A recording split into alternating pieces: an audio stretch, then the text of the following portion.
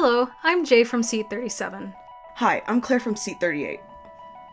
Welcome to Dice. Dice are symmetrical little fellows that do whatever they want. They tend to be made out of plastic, metal, glass, and many other materials. They are used in anything which needs an element of chance or fate incorporated into it, such as gambling, tabletop RPGs, or spicing up the bedroom with exciting options like pat ear and blow navel. But what we're really trying to discover is if this 3D toy is fit to be considered a specimen of the VCD book. To determine this, we need to look back at its history and its significance. Let's roll! Before we start, however, we want to clarify some of the terms we'll be using. For example, whenever referring to a type of dice, the letter D is used followed by the number of sides on a dice. So a 20-sided dice, such as this, would be a D20. A 6-sided dice would be a D6, so on and so forth. Dice fact: the dots on each side of the dice are called pips. The earliest forms of dice were made out of materials such as bone, wood, or even crushed metal bullets. The oldest D6 dice were found in ancient Turkey in 3000 BC. This tended to be the main dice of choice, as evidence of a D20 was not dated until 300 BCE from Egypt. This can be currently found at the Met in New York. Nothing really substantial happened in terms of dice history after that, besides the rise of gambling. The next notable dice occurrence happens to be the boom in illegal floating crap games that happened in the 1920s.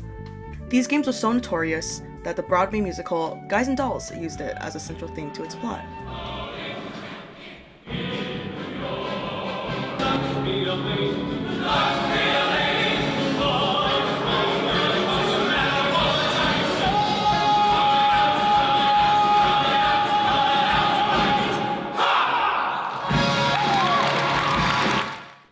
In 1974, the game Dungeons & Dragons was released, along with the first set of 7 polyhedral dice with a D20 included.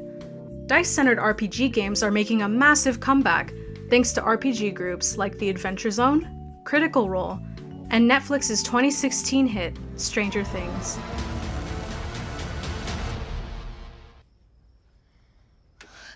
The Demogorgon! We're in deep shit. Will, your action! I don't know. Fireball I'd him! have to roll a 13 or higher. Too risky. Cast a protection spell. Don't be a pussy! Fireball him! Cast protection. The Demogorgon is tired of your silly human bickering! It stops towards you. Boom! Fireball him, Will! Stop! Boom! Cast protection. It was in anger! And fireball! And fireball! Oh, where'd it go? Where is it?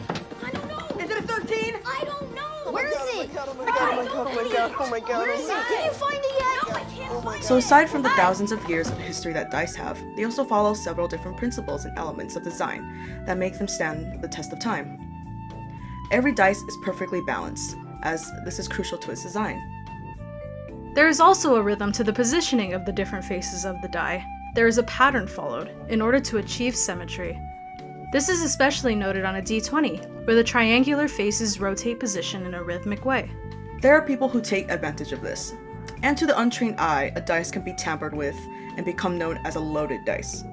Loaded dice are when the weight of the sides of the die are tampered with in order to roll more favorably. This concept of loaded dice is demonstrated in the famous opening scene from DreamWorks' The Road to El Dorado. Kiwi, you're on. Not with those. This time we use my dice. Got a problem with that?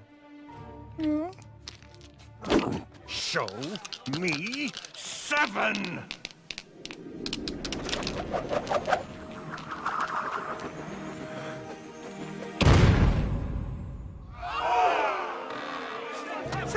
All right, 7! Yes! There it is! Well, nice doing business with you.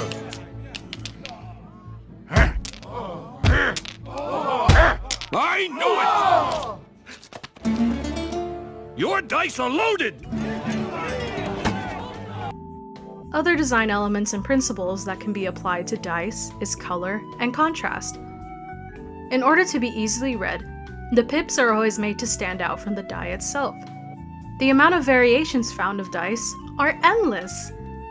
They are simple enough to modify and remake using thousands of designs and color choices. This is where we can get into the categories that dice can fill.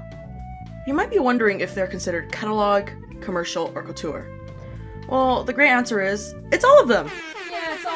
Dice can vary from catalog, the most basic form of dice with very little frills, to commercial, the dice with a little more pizzazz, to couture, those dice that look like they can hurt you if they were thrown too hard.